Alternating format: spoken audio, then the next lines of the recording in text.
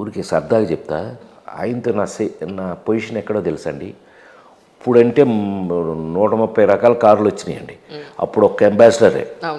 హీరోగా ఆయనకి ఓన్లీ ఒక అంబాసిడర్ పంపించేవారు. నేను పొద్దునే నా టైం తెలుసు కదండి, ఆయన దగ్గర నేను కలుసుకోవాలంటే నా టైం తెల్లారుజామున 3:00 సో 3 o'clockకి ఆఫీస్ ఇలా కొట్టాను అంటే ఎస్ ప్రసాద్ కమిన్ అనేవారు. లోపలికి వెళ్ళి కాళ్ళకి దండం పెట్టి నుంచునేవాడిని. కారు వచ్చేది, ఆయన రెడీ అయ్యి ఇచ్చేవారు లోపల నుంచి. ఇంట్లోనే మేకప్ అండి, తెలుసు కదండి, రామారావు ఇంట్లోకాడే మేకప్ చేసుకునేవారు. ఆయన డ్రెస్ వేసుకునేవాళ్ళు బయటకు వచ్చి. ఆయన కోసం అంబాసిడర్లో ఆయన నేర్పించింది హీరో. ఫ్రంట్లో టవల్ వేస్తారు ఆయనకి, ఇటు డ్రైవర్ ఉంటాడు, అటు ఉంటుంది కదా కూర్చునేది, దాని మీద టవల్ వేసి ఉంటుందండి. నా ప్లేస్ ఎక్కడ మరి? వెనకాల మరి మేకప్ కాస్ట్యూము 5గురున్నా 6గురున్నా వెనకాలేనండి అంబాసిడర్లో. వెనకాల ఎక్కిసేవాళ్ళు, అందరికీ దాన్ని డోర్ వేసుకునేవాళ్ళు. నా పొజిషన్ నేను నుంచుని ఉండేవాడిని అక్కడ, చేయగట్టుకుని నుంచుని ఉంటే ఆయన అలా ఎక్కబోయి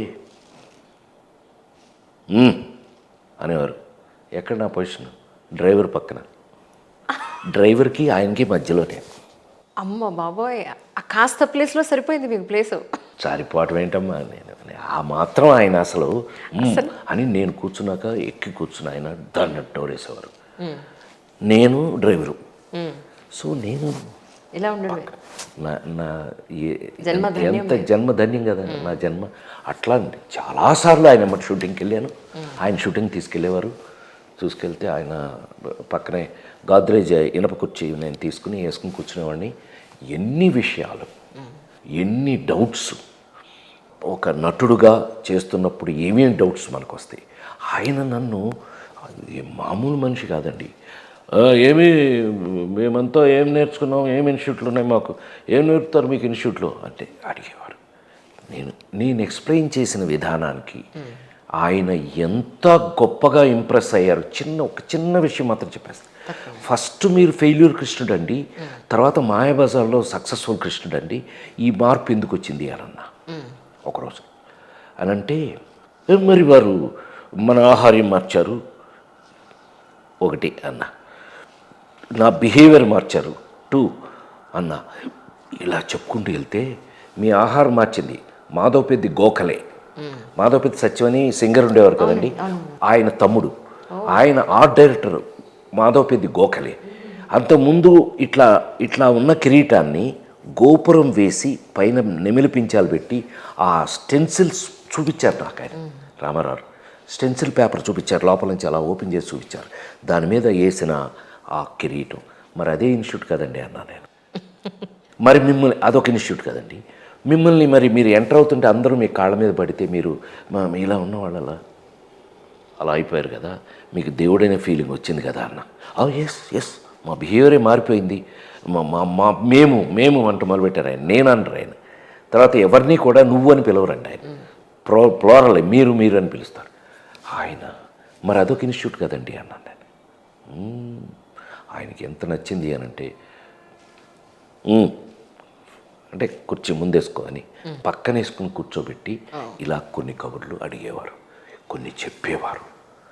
ఎన్నెన్ని విషయాలు వారి దగ్గర నేను నేర్చుకున్నాను, ఎన్ని విషయాలు వారితో నాకు ఎంత గొప్ప అనుబంధం కాదండి, నాకు దేవుడండి ఆయన. చెప్పాను ఇందాక మీకు గురువు దైవం 2 ఆయనే.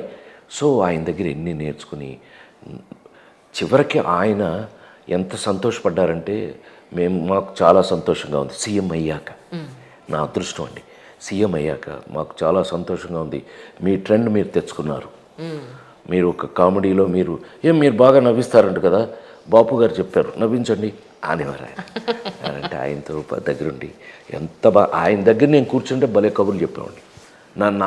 ఆయనకి నాకు తెలిసి రామారావు గారికి నేను చెప్పిన కబుర్లు బహుశా ఎవడో చెప్పున్నాడని నాకు తెలిసి, అంటే పొగరేమో నాకు తెలియదు, నేను చెప్పిన కబుర్లు మాత్రం ఆయనతో ఎవరో చెప్పుండ్రు. అంత అదృష్టం నాది. వారితోటి ఎన్టీ రామారావు గారు తెలుసు అంటేనే గొప్ప విషయం. అలాంటిది వారితో కొన్ని సంవత్సరాల పాటు జర్నీ ఆయన పక్కన, ఆ తర్వాత ఇండస్ట్రీలో ఉంటూ వారిని కలవటం, వారు ప్రజాసేవలోకి వచ్చి ఆయన ఒక సీఎం అయిపోయి ఆ సీఎంగా ఆయన అద్భుతంగా వెళ్ళిపోవటం గొప్ప విషయం అండి నిజంగా.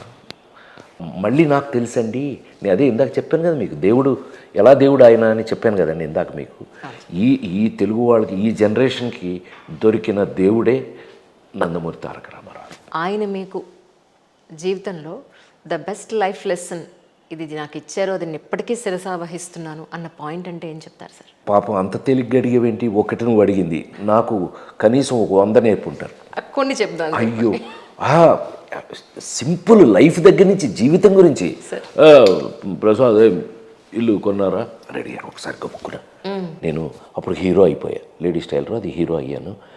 ఏంటి ఇల్లు కొన్నారా, ఇల్లు కట్టారా, ఏ మమ్మల్ని పిలవదు అన్నట్టుగా ఆయన అంటే, అయ్యా ఇంకా లేదండి, నేను ఇంకా డబ్బింగ్లు అవే చెప్తున్నాను. అది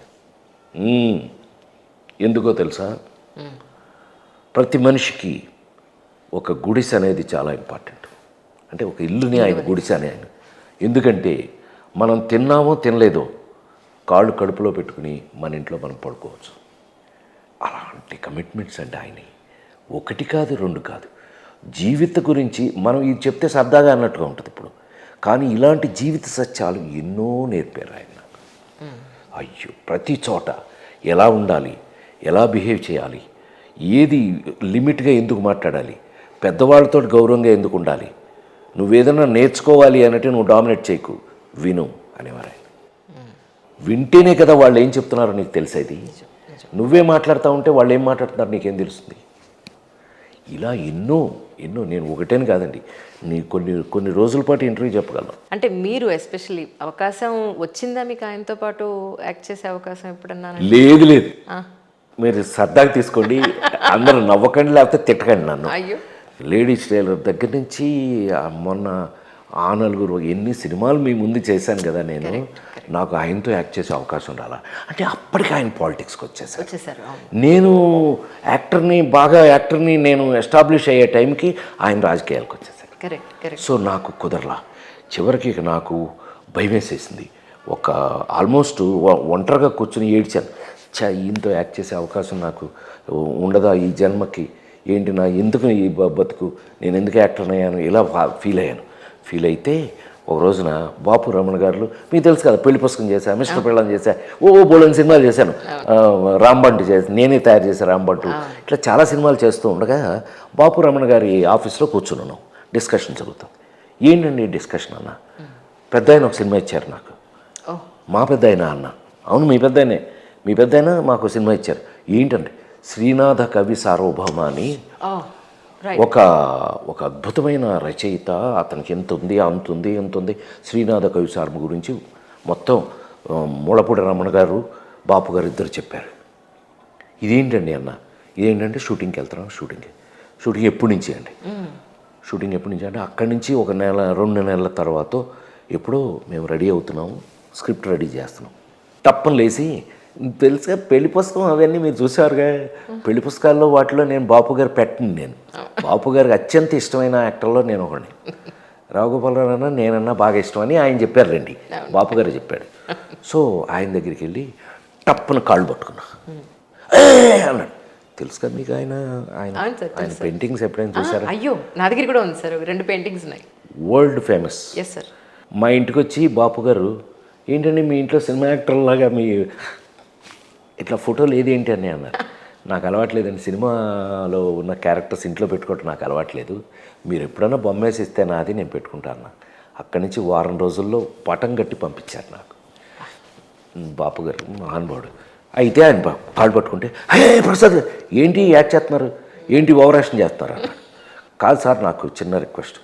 ఏంటి అని, ఏమండి పెద్ద ఆయన ఇప్పటికే ఆయన సీఎం 2 times ఆయన ఆల్రెడీ, ఇంకా మళ్ళీ ఆయన సినిమాలు యాక్ట్ చేస్తారని నేను అనుకోవట్లేదు.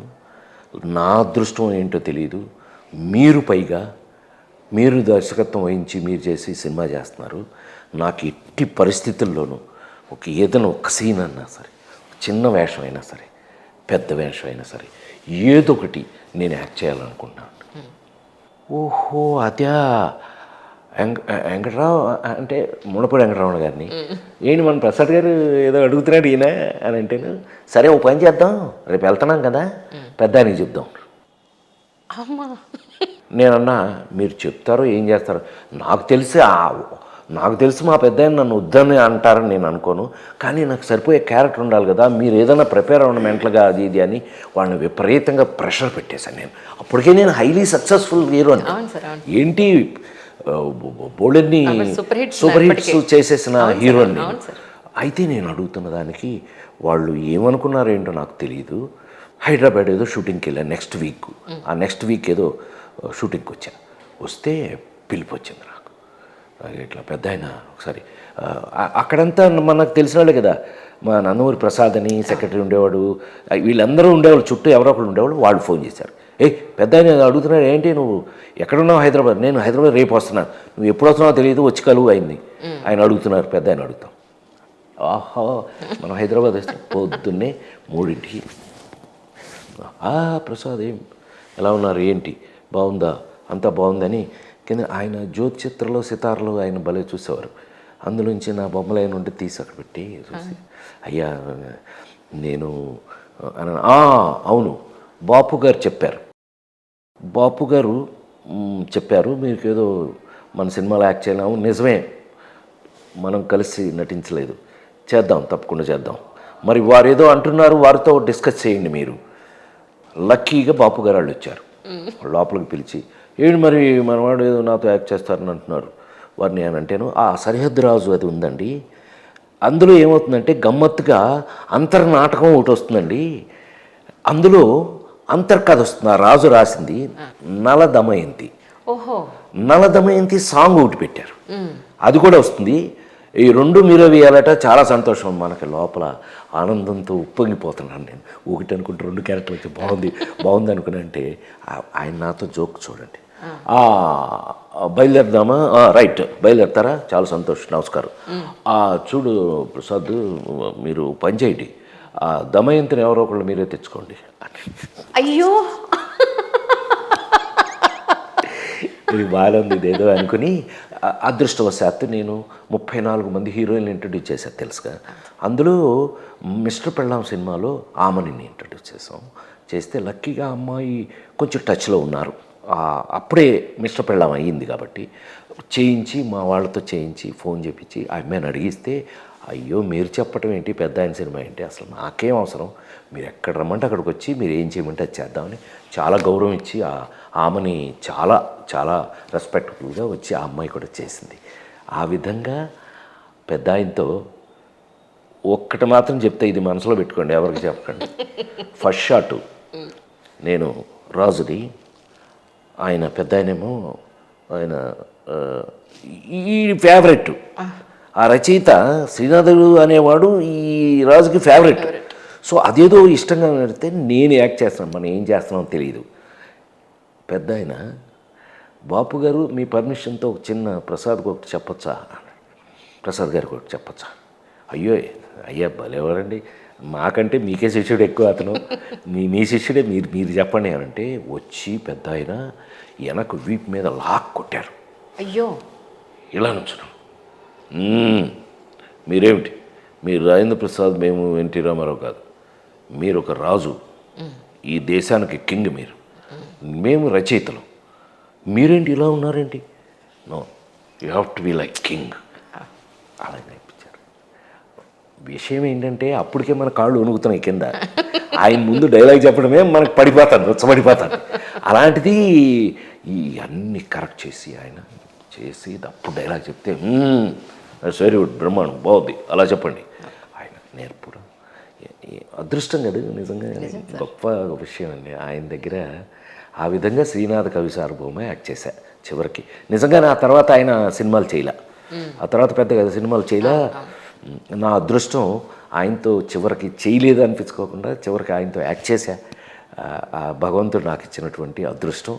వారు నాకు దయదలిచి నన్ను ఒప్పుకోవడం నిజంగా అది గొప్ప, వారి గొప్ప విషయం. కానీ ఆ సినిమా ఒక్కటే సినిమా సార్, తర్వాత మేజర్ చంద్రకాంత్ ఒకటే చేశారు అంతే. దానికి ఆల్మోస్ట్ ముందే. అంతేనండి, షూటింగ్ ఇదే చివరిది ఆల్మోస్ట్. ఓకే, కరెక్టే, అది కూడా కరెక్టే, నిజం. మేమంతా ఆయనతో ఉన్నవాళ్ళం కదా. అవును సార్. కానీ మీరు సక్సెస్ని చూశారు, రామారావు గారు మీ సక్సెస్ని, మీ ఉన్నతిని చూశారు. కానీ మీరు ఒక కష్టంలో ఉన్నప్పుడు ఆయన అంత క్లోజ్ అయిన ఆయన దగ్గరికి కూడా మీరు ఎందుకు వెళ్ళలేకపోయారు, ఎందుకు అడగలేకపోయారు ఆ రోజున? మొత్తం లాగేసి అలా ఉంది బయటికి. నేను ఇంతవరకు ఎక్కడా మాట్లాడలేదు, కానీ ఫస్ట్ టైము పాపం తనతో ఉన్న విషయాన్ని నేను ఎప్పుడు పెద్దగా దీన్ని బయట ఎక్కువ రాజకీయాలకు ఎక్కువ వాడలేదు, కానీ ఈ రోజున మనసు విప్పి అందులో ఉన్న కష్టాన్ని నేను మీకు చెప్పదలుచుకున్నా.